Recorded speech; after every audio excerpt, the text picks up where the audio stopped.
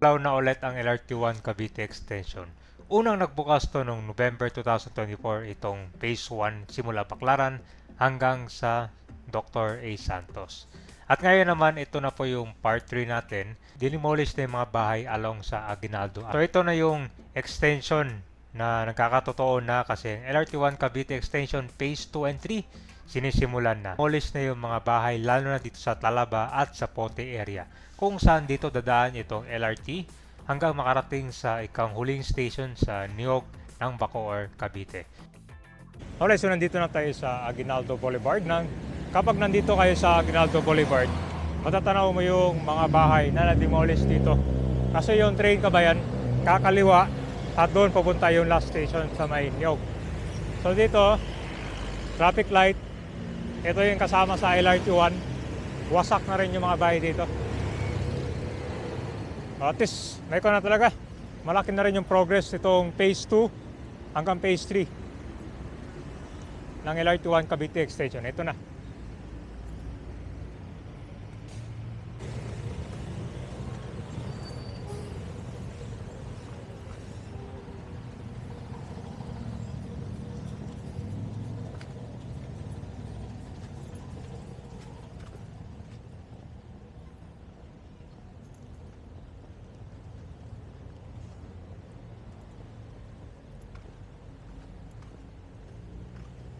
Ito na.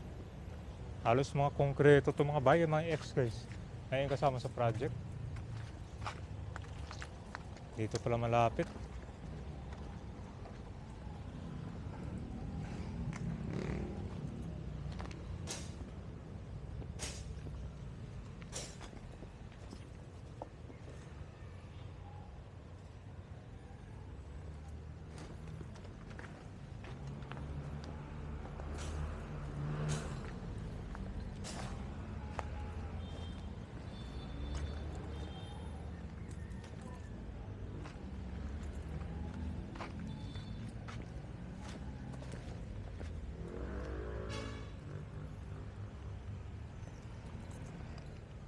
Malaking building to nagiba dito.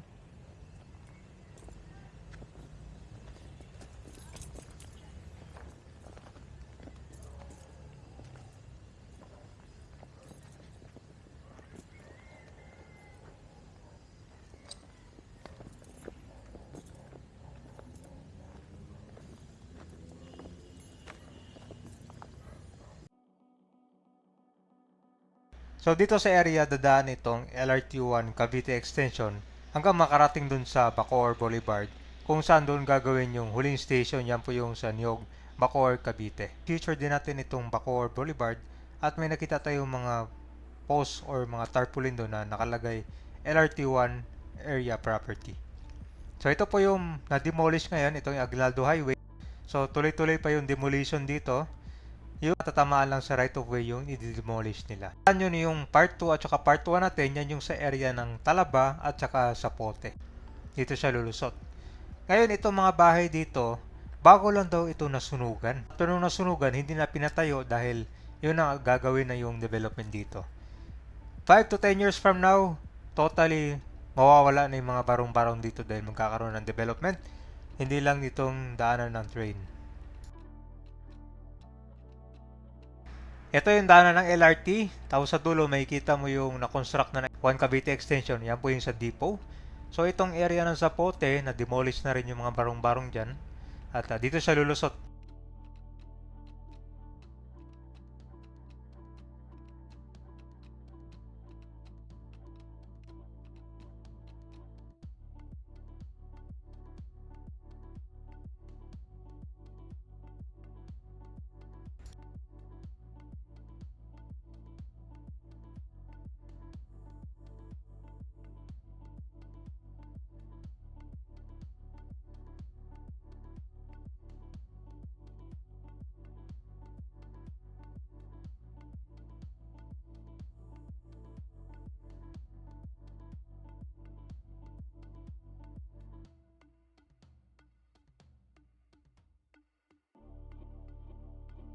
Ito yung malapit sa Aguinaldo Boulevard. Mga barong-barong pa natitira dyan. Masasama ba yan? Ayun sa natanong ko, yung right of way lang, o yung madadaanan, ewan ko lang dito sa mga natitira. Siguro in the future, mga 5 to 10 years from now, pag naayos na to, gusto rin naman na mabigyan ng, kasi yung mga informant dito, natanong natin, gusto rin nila na maayos na tirahan. Kasi dito sa lugar na to, ilang beses na rin sunugan, dahil gawa sa light materials yung mga bambahay, so mabilis sila kumalat yung mga apoy.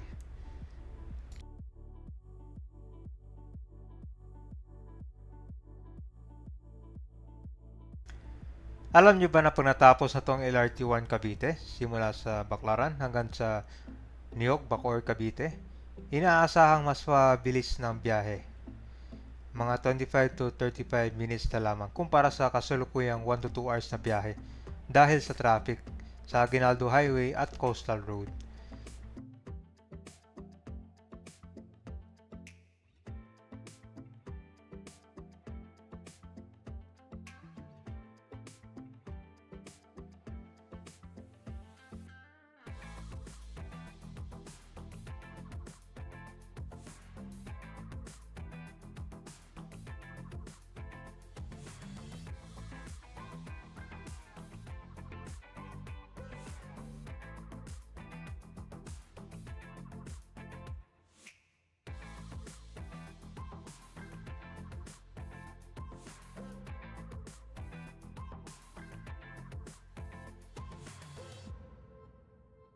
At ito na yung nakabakanting area. Ang dahil palang nawasak dito. Pati yung mga kabayan. Ito malapit sa dagat to. Kita mo yung kung kabayan dyan yung Cavitex Coastal Road.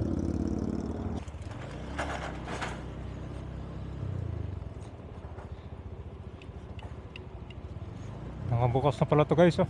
Tsaka naghuhukay na rin sila.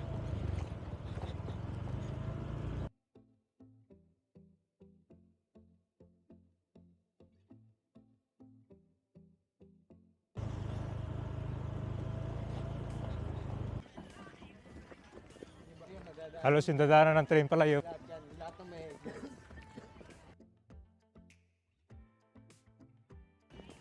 tagal na din.